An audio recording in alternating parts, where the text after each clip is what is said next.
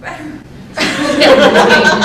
It's made everything that I do, I'm like, I could have done this way better. But it's there, and every time that book comes out, or where they're looking at putting it together, I get this phone call from Mark. Shanti, I need a fix of meth. Can you take care of that for me? I'm like, 8 pages, right? Yep. Is it okay if it's 9? Okay. What if it's 10? Okay. Then you can say to the tweaker. Right, exactly. So that was really it, was Mark and Keith, their faith in me, in keeping with me and putting me in every psychosis out there. But the name fits, so I'm not going to fight it. So. But I just wanted to know, is it mostly artists or writers, or is there a balance between the two? It's a lot of writers. A lot of writers. We really need more artists. We're writer heavy We right need now. artists. Not that that's a bad thing, it's wonderful. In fact, we've been kicking around an idea that has not come to the forefront yet about putting together a minimally illustrated book for writers, because there are so many writers, and that would be a way to get more of the writers noticed, because it's not just comic book writers either. There are novelists, like I said, there are people that are involved in film. So it's all different types of things that we want to be able to showcase. So we're always looking for different ideas on what we can do, to help people have that moment where they get that recognition. Hey, Stick Figure Theater is pretty popular. Hey, you know what? There's a comic out there, it's called Stickman. Yeah. There's another one, it's in his likeness, it's all dots.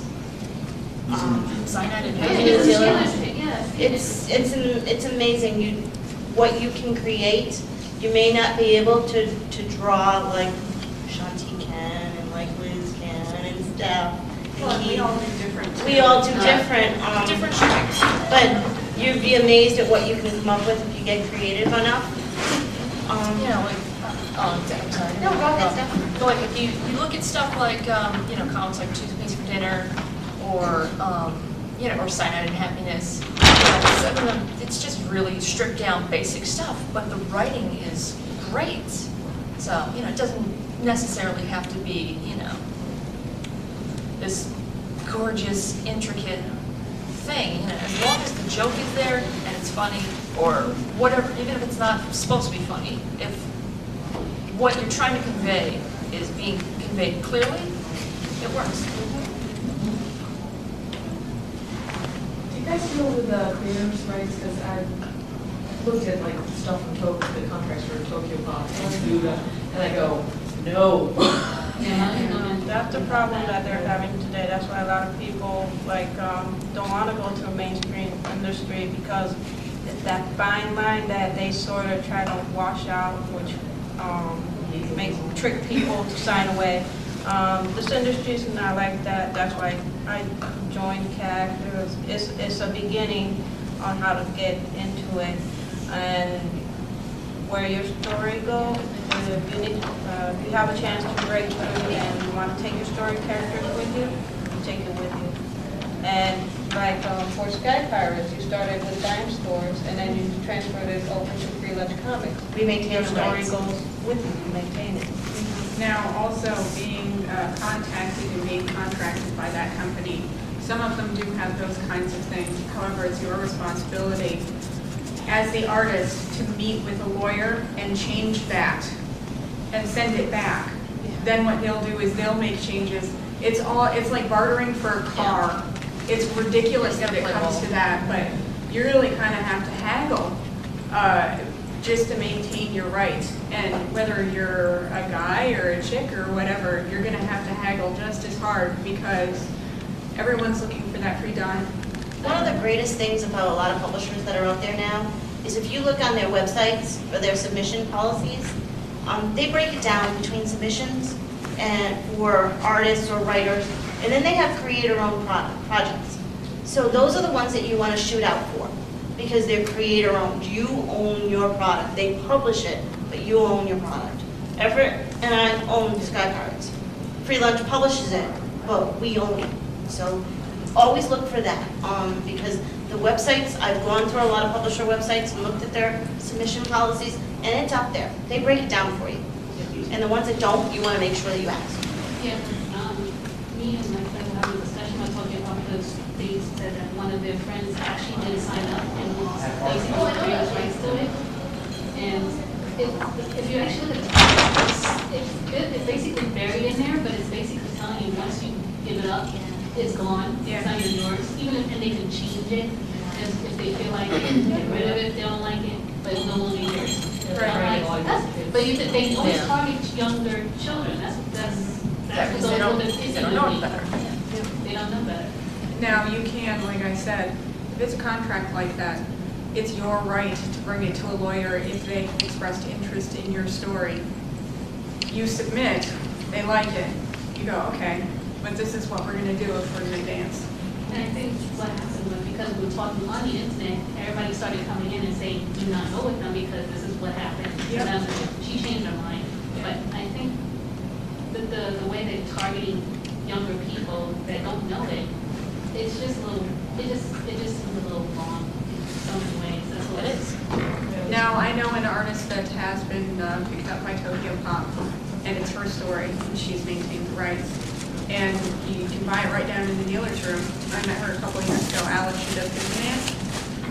I don't know if you've heard of it. Anyway, she's there. They don't own her story, it's hers. Shanti, we have a question on the gentleman in the green. Since you own part of Sky Paris, will that mean you'll be writing issue 6 too? Or am I still stuck with that? As far as my contract states, I'm the promotional goddess only. Oh, okay, then. The other thing I wanted to ask was characters. You know, which character haunts you the most in your stories? You guys are going first. Y'all know the end of the line. Oh, yeah. But in what respect? Well, you know, which one keeps you up at night thinking, this dialogue doesn't fit him, or this isn't right for him? I mean, which one gives you the most trouble in creating? It really depends on the story that I have at the time, or the joke that I have at the time. Like, how do I want to word this? This has to be funny. Like, that's the whole thing. Because I do webcomic, and just my whole thing is just be funny, or try to be funny. So, and I have a little bit of a battle with each one of my characters. Like, does that sound right, or does that, So, I show it to my sister. She's the beta reader, and she lets me know.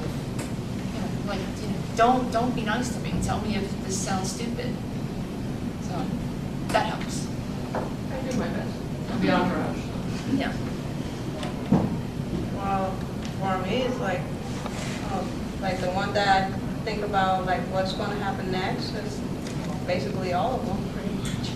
Like, my different storylines, trying to keep my head focused on working on one without thinking about the other. And that's what I'm going through right now. Just want to, finalize once, stay focused on one. And once I'm done with that, I can then think about the other.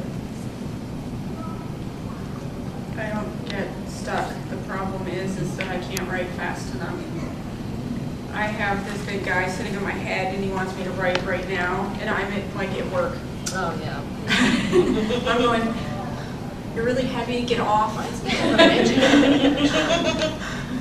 So that's my problem. As far as getting stuck drawing it, really, it's not that I get stuck with emotions, it's that I get stuck with the parts. I know what he's supposed to do, it's conveying that. So I think that's most of it. I just work on something else where I can't do it, and then when I come back, I can do that too.